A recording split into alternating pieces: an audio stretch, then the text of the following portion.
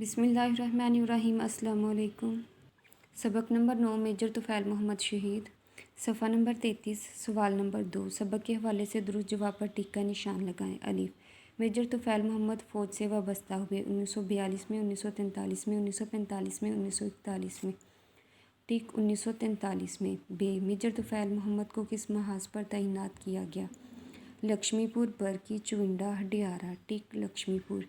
Major Tufail Mohammad को 3 गोलियां लगीं, सीने में, टांग में, पेट में, बाजू में। टिक पेट में।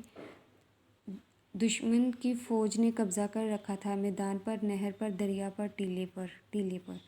मेजर तुफ़ैल मोहम्मद ने दुश्मन की चौकी पर फेंका तोप का गोला, दस्ती बम, मिसाइल, टैंक का गोला। दस्ती बम। मेजर तुफ़ैल मोहम्मद गोलियां लगने के बाद जिंदा रहे 2 घंटे, 3 घंटे, 5 घंटे, 4 घंटे, 5 घंटे। अगला सफ़ा नंबर 34। सवाल नंबर 3। नीचे दिए गए अल्फाज को अपने जुमलों में इस्तेमाल कीजिए। अल्फाज, जुमले। बेमिसाल। वतन के लिए मेजर तुफ़ैल ने बेमिसाल कुर्बानी दी। जुर्रतमंद। मेजर तुफ़ैल मोहम्मद ने दस्ते बम फेंककर जुर्रतमंदाना काम किया। निगरानी। मैंने अपना काम वालदा की निगरानी में किया। हौसला बढ़ाना। हमें मुश्किल हालात में एक दूसरे का हौसला बढ़ाना चाहिए। जानिसारी। मेजर तुफ़ैल की जानिसारी पर इन्हें निशान हैदर मिला। सवाल नंबर 4। गलत जुमलों को दुरुस्त करके दोबारा लिखिए। इसने वतन अज़ीज़ की हिफाजत की। उन्होंने वतन अज़ीज़ की हिफाजत की। इलाका आज़ाद करवा ली। इलाका आज़ाद करवा लिया। ऊंची टीले पर फ़ौज मौजूद थी। ऊंचे टीले पर फ़ौज मौजूद थी। फ़ौज को आज़ाज़ मिली। फ़ौजी को आज़ाज़ मिली। फ़ौजी को आज़ाज़ मिला। शहादत की दर्जा हासिल किया। शहादत का दर्जा हासिल किया। सवाल नंबर 5। दर्ज झैल अल्फाज के मुतज़ाद अल्फाज तहरीर करें। अल्फाज मुतज़ाद। बहादुर, डरपोक, अंधेरा, उजाला, बुलंद, पस्त, नज़दीक, दूर, बढ़ाना, घटाना, पुख्ता, कच्चा। सफ़ा नंबर 35। सवाल नंबर 6। कहानी लिखना। कोई किस्सा या वाक़या बयान करना कहानी कहलाता है।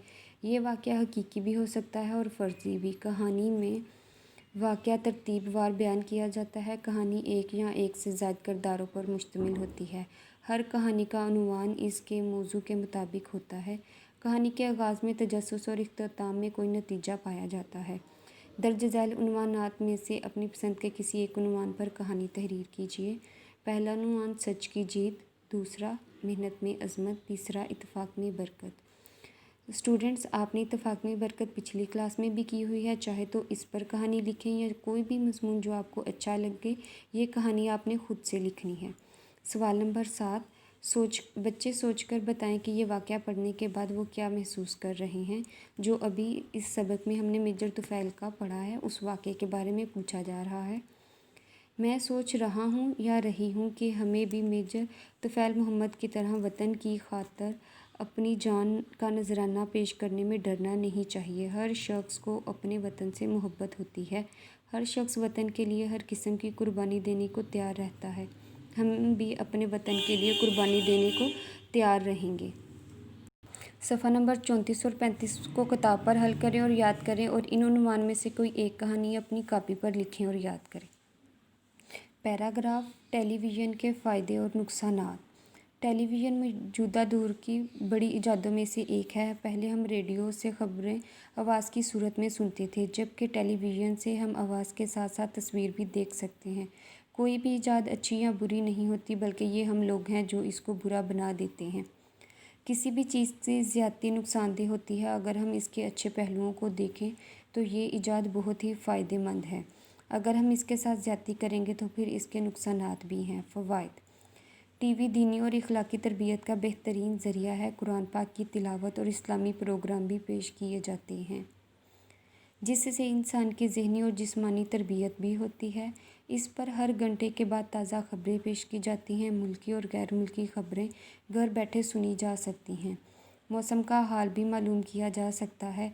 हम घर बैठे बहुत सी सैरगाहों की सैर भी कर सकते हैं। मुख्तलिफ़ ममालिक के बारे में मुफीद मालूमात हासिल की जा सकती हैं। खेलों के शौकीन हज़रात के लिए मुख्तलिफ़ खेलों के बारे में मालूमात और मैच बराह रास्त देखे जा सकते हैं। हिफ़्ज़ान सेहत के बारे में तिब्बी मशवरे भी दिए जाते हैं ताकि मुख्तलिफ़ अमराज़ से हम अपने आप को बचा सकें।